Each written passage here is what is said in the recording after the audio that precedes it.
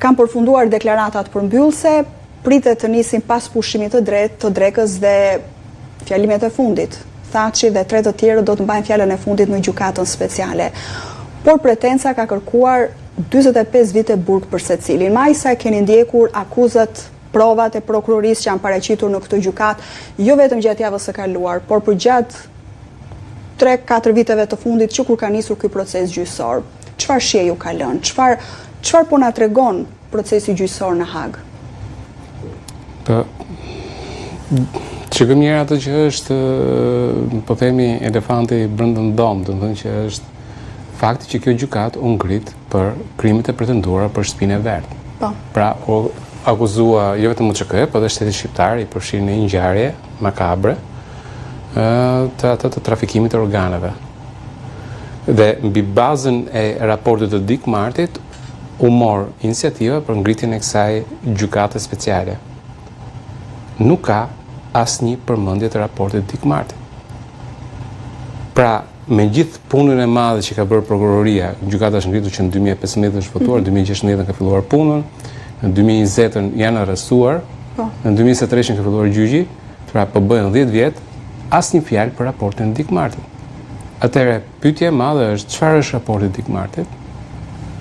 Derisa ti nuk ke asnjë provë, ku janë tregon që është provat e prokurorisë? Pra, dhe në momentin kur ngrihesh mbi një kauzë të sajuar, kuptohet që gjithë pjesa tjetër pastaj bie mbi një hije dyshimi mbi gjithë procedurat që janë ndjekur më mbrapa.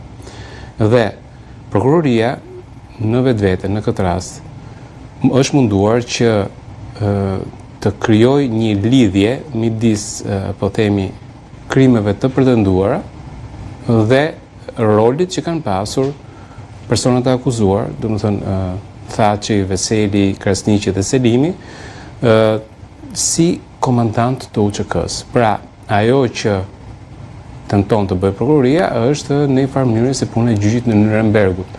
Kuptohet, nuk është se po themi Göring apo të tjerë ishin ata të cilët kryen ekzekutimet, por ishin ata që dan urdhrat dhe kur je në një strukturë komanduese, përgjegjësia shkon deri sipër. Pra, ka një zinxhir komandues dhe ky zinxhir komandues është dhe zinxhir përgjegjësie. Pra, çfarë bëjnë ushtarët e tu? Poshtë, është përgjegjësia jote. Dhe mbi bazë të kësaj teorie apo mbi bazë të kësaj doktrine u mundua prokuroria të sillte faktet që ka pasur dëshmitar të cilët kanë dëshmuar për rrëmbime, kanë dëshmuar për vrasje dhe pavarësisht se këto vrasje janë kryer nga njësitë speciale, do të thonë në njësitë të veçanta apo në persona të veçantë të UÇK-s, ajo që tentonin të thoshin ishin që ti duhet të mbash përgjegjësi sepse një ushtar jot i diku ka kryer një po them një vepër penale. Krasniqi ka qenë zëdhënës i UÇK-s. Dhe teza e mbrojtjes ka qenë përgjithsisht që UÇK-ja nuk është se ka pasur një strukturë tipikisht të mirëfillt ushtarake, zinxhir komandues absolut. Dhe personat që janë aty më tepër kanë qenë në kuadrin e asaj që UÇK-si duhesh një figurë ose një fytyrë për të paraqitur në marrëdhëniet me ndërkombëtarët. Pra, Thaçi në këtë rast, për shembull, për kapin rastin e mbrojtjes Thaçit, ka qenë që ishte si thuaç përfaqësues politik i UÇK-s. Më tepër në rolin e atij i cili mbante marrëdhënie me ndërkombëtarë, sesa kishte rol aktiv në terren në operacione të tjera. Dhe vetë fakti që Thaçi gjithkohës ishte në takime ndërkombëtare ndërkohë që zhvilloheshin ngjarjet në terren, e tregon pikërisht të gjë. Dhe gjithë çfarë ishin dëshmitarët që sollin mbrojtja, që ishin Rubin, që ishte Wesley Clark apo edhe Christopher Hill apo edhe çfarëdo lloj personazhi që ka ardhur për të dëshmuar, ka demonstruar të njëjtën gjë. Ne e dinim që UÇK-ja nuk ishte një ushtrim mirëfillt, ishte shumë e decentralizuar dhe ne këtu në Shqipëri dim ata që kanë qenë komandantët e zonave, për shembull komandanti i zonës ka qenë Ramush Haradinaj, një zonë tjetër ka qenë një komandant tjetër.